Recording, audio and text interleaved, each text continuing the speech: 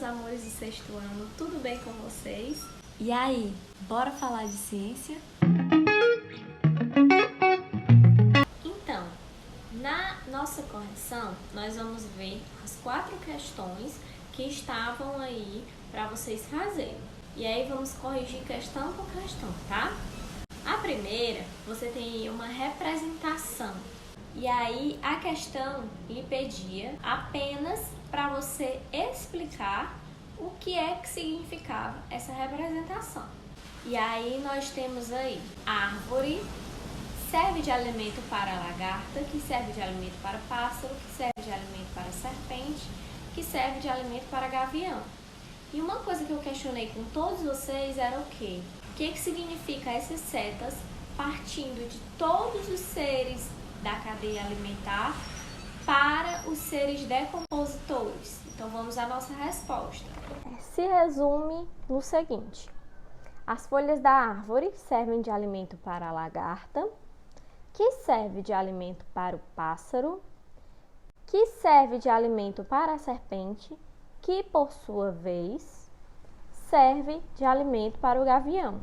E todos esses organismos, árvore, lagarta, pássaro, serpente e gavião, quando mortos, servem de alimento para os decompositores, ok? Segunda questão. A questão queria saber de você o seguinte: qual a importância dos organismos decompositores na natureza? E aí você vai lembrar da aula que naquele mesmo dia você precisa dizer, né, qual é a importância dos organismos decompositores na natureza.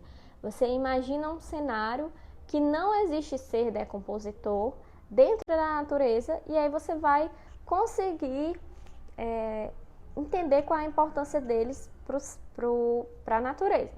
Essa foi a dica que eu dei para quem ficou com dúvida nessa questão e quem me perguntou no privado. Então, só reforçando aqui a forma correta de você responder essa questão.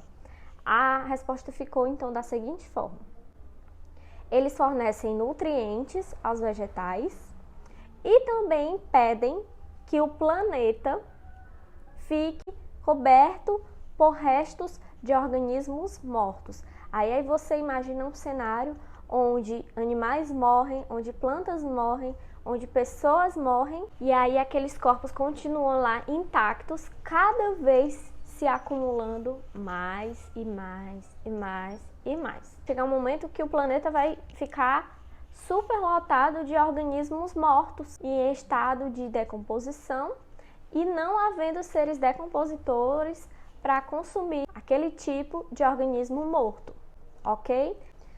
Na terceira questão, ele lhe deu aí uma frase que diz o seguinte: o ser humano que vive nas cidades participa das cadeias alimentares, mas quando morre não está sujeito à atuação dos seres decompositores. E a pergunta era o seguinte: você concorda com essa afirmação ou discorda dela? E explique por quê. Vamos lá. Primeiro, a questão lhe deu 2 afirmações. A primeira, que o ser humano que vive nas cidades, ele participa das cadeias alimentares. Isso é correto. Independente de onde o ser humano viva, ele vai participar das cadeias alimentares porque ele vai consumir outros animais para poder se alimentar. Então, ok, primeira parte. Depois, ele diz o seguinte: mas quando morre, não está sujeito à atuação dos seres decompositores. E aí, em seguida, ele lhe pergunta: você concorda ou discorda com essa afirmação? E explique o porquê. O ser humano não está sujeito à atuação dos decompositores quando morre? É impossível, gente. Porque, como eu falei na questão anterior da importância dos seres decompositores, todo o resto de organismo morto, seja de animal, seja de humano, ele vai precisar entrar em estado de decomposição para que os seres decompositores atuem aí nessa questão. Então, não existe. Então, independente de onde o ser humano viva, ele vai sim participar das cadeias alimentares e também vai se sujeitar aos seres decompositores quando morto, ok? quarta e última questão. Neste capítulo, você estudou os seres vivos decompositores. Você já presenciou algum acontecimento na sua casa que tenha a ver com eles? Relate esse acontecimento ou acontecimentos em seu caderno. Essa questão, quem prestou atenção nas aulas e quem conseguiu entender o que era realmente os seres decompositores, o papel dele na natureza, conseguiu fazer essa questão tranquilamente.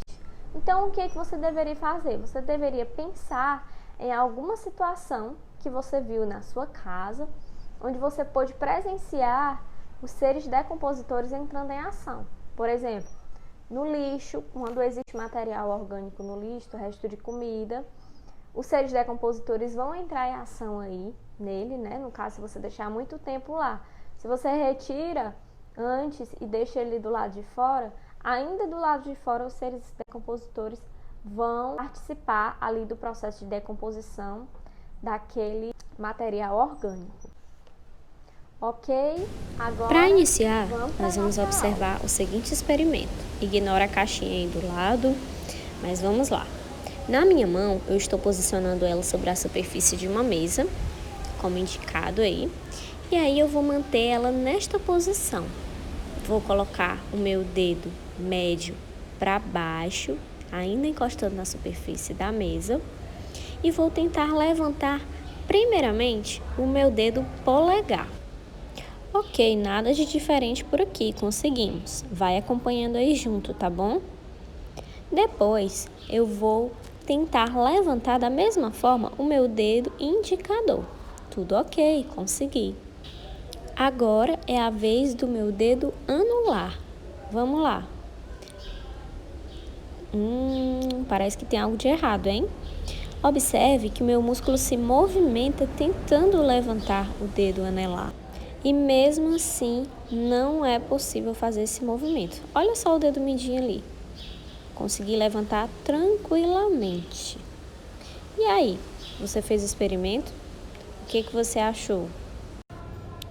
Mas segura a curiosidade aí, que a gente vai já entender o que foi que aconteceu.